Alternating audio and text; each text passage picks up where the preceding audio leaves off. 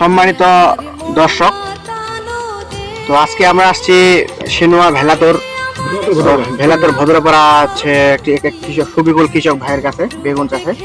তো এই ভাইয়ের মূলত বেগুনের পচন লাগছে। হ্যাঁ, এই দেখেন বেগুনের পচন লাগছে।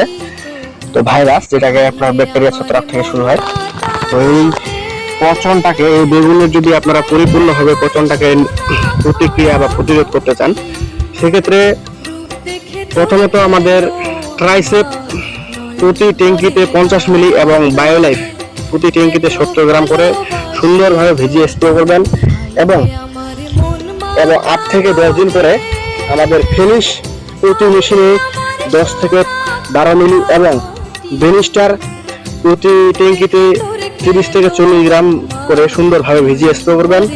তাহলে এই পচন থেকে আমরা মুক্তি পাবো এবং আমাদের বেগুন চাষে পচন। ধন্যবাদ।